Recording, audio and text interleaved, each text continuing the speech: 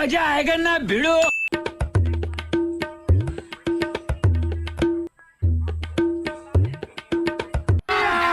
अभी मजा आएगा ना भिड़ो। गोलमाल है भाई, सब गोलमाल है।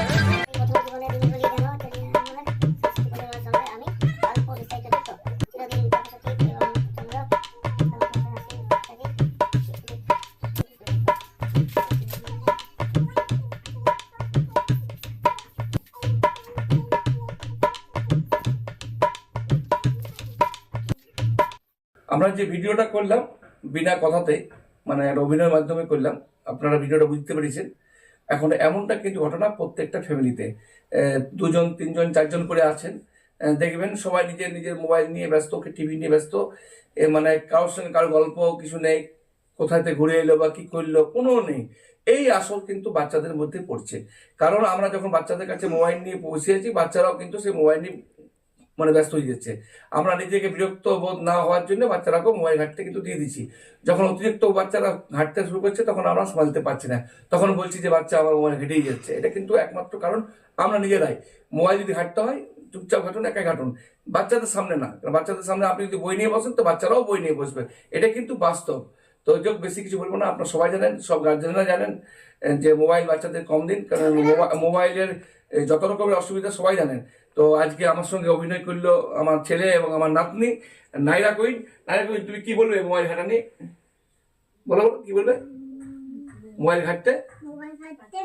মানা। হ্যাঁ, মোবাইল ঘাটতে কি হয়?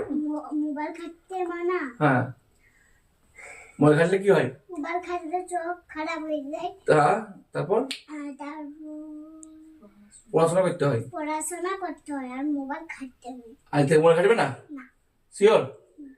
ঠিক আছে। কি নাম তোমার? ফাতিমা। ফাতেমা খাতুন। হ্যাঁ ঠিক। আইদিকে রয়েছে ছেলে আমাদের ইকরামা। কি বলবি তুই? আমি বলতে চাই মোবাইল ঘাটবে না, কেন আরো যোগ নষ্ট হবে, আর আমি মোবাইল ঘাটবো না এরপর থেকে। তো তুমি দিনে কতক্ষণ মোবাইল ঘাটো? আমি 4 1 ঘন্টা, মানে পুরো টোটাল করে 1 ঘন্টার বেশি, এটা কম সম বললো। তো মোবাইল ঘাটার অভ্যাস থেকে কমাইতে হবে, ঠিক আছে? মায়ের পিঠে কিছু হবে না, বুঝাতে হবে মোবাইল ঘাটলে কি ক্ষতিটা হয়। কারণ প্রত্যেক ঘরে এখন এই মোবাইলটা কিন্তু, এই যন্ত্রটা কিন্তু সবারই ঘরেই আছে। আর আমরা কি করছি, ছেলে খাবার খাচ্ছে না, মোবাইল দাও, লাও খাবার খেতে হবে, বদমাশ করছে, এলে মোবাইল ঘাটো। আমরাই কিন্তু অভ্যাস করে দিয়েছি। এই অভ্যাস থেকে যদি আমরা এখন থেকে বাইর করতে না পারি, পরবর্তীকালে কিন্তু ছেলেদের পক্ষে অনেকটাই অসুবিধা হবে। ডাক্তাররা তো বলছেন চোখে ডিস্টার্ব হবে, এই হবে, নানারকম হবে, সব জানেন আপনারা। তো অতএব ছেলেদেরকে মোবাইল ঘাটতে দেবেন না, তাই তো বললাম? Yes. ইয়েস, বুঝলি? Yes, Yes. Yes, yes. ঠিক আছে, টাটা।